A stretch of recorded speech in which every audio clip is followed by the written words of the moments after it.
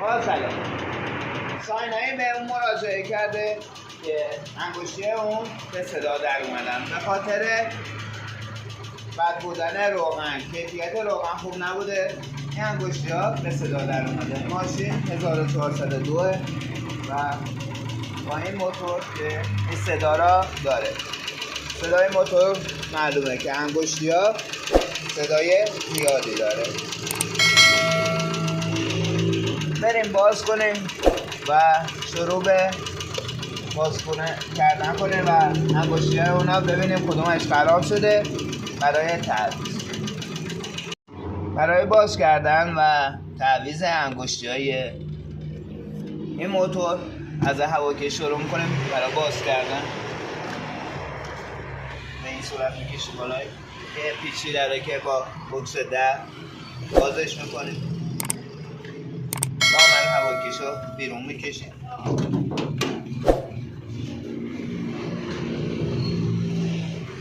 پیچای در سوپاپو داریم دور تا دورش که پیچاشو باز میکنیم.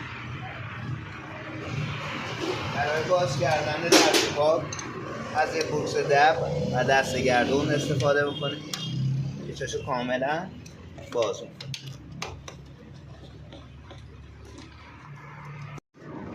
پیچای دور تا دور دست رو باز کردیم. یه پیچی کنار داره به قاب قسم تایمه که به دست رو وصله، اونم باز میکنیم با آچار 10.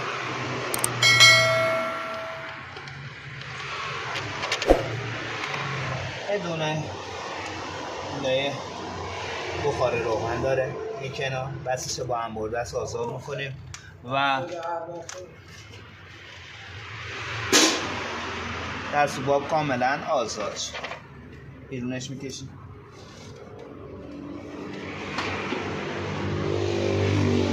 برای تعویض انگشتی ها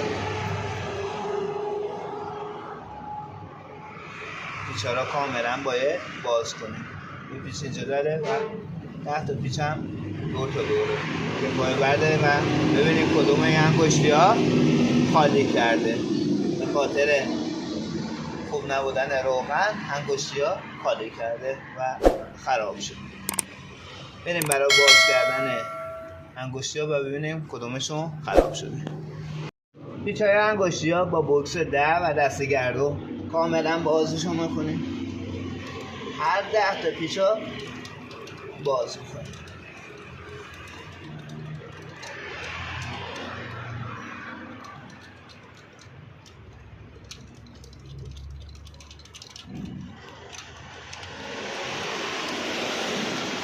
یه پیچی وسط داره نگه دارنده اسبکی هاست که اونم باز میکنیم.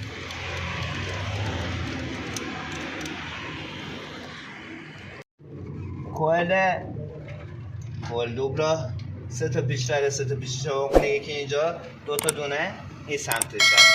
بازش کنیم میذاریم کنار.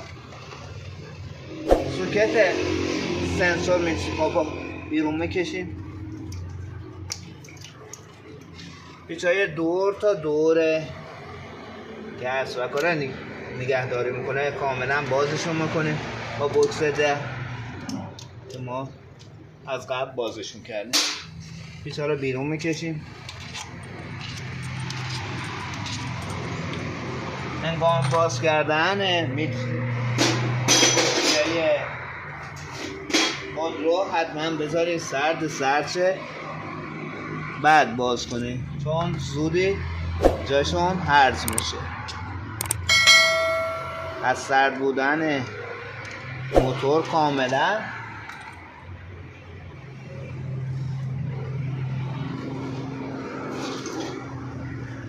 اطلاع داشته باشید که سرده، اگر نه جا پیچا هرز میشه.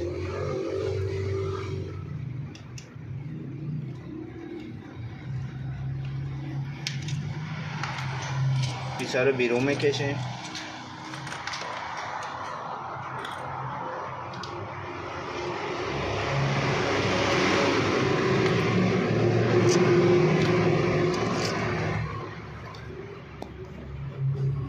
پیچ‌های اسبک رو کاملا باز کردیم دور تا دور، هم روی خود میل اسبک و دور نگه دارنده اسبک. با اهرم کردن یه میله زیر خود جای اسبک رو بیرون میکشیم.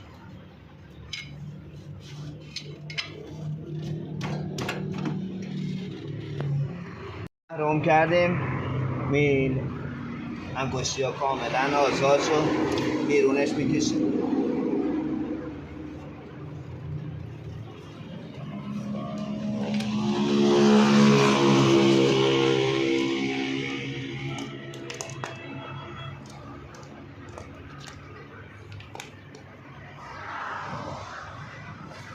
برای فهمیدن کدوم یکی از این استکانی خرابه با فشار دادن معلوم میشه.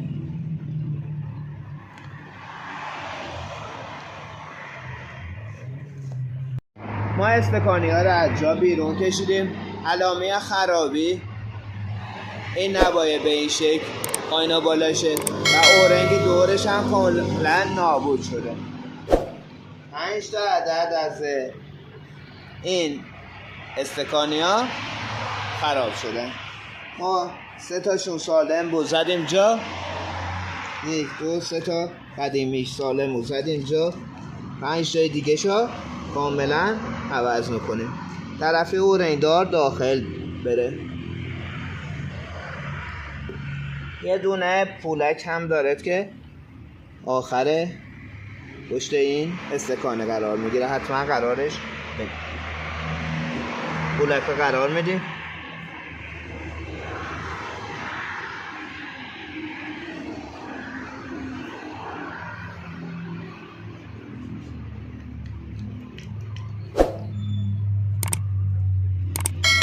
ضربه کوچکی چکش که بزنی به راحتی استکانی جا میره.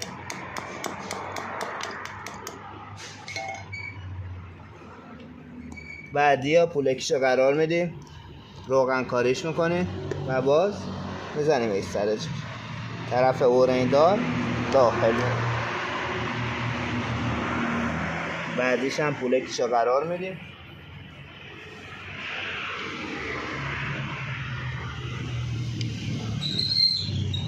روغن کاریش میکنیم، میزنیم ایش سرش. هر 8 عدد استکانی ها جا میزنیم و آماده سوار کردن آن روی موتور میشیم. بریم برای چسبکاری و سوار کردن انگشتی ها روی موتور. دور تا دور جایی که اسبک ها روش سوار شده چسبکاری کردیم، گذاشتیم ای سر جاش. پیچ‌های دور تا دورش رو بستیم، پیچ‌های وسط هم بستیم، محکمش کنیم. در سکوپش رو ببندیم و استارت بزنیم، روشن کنیم، صداشو بشنویم.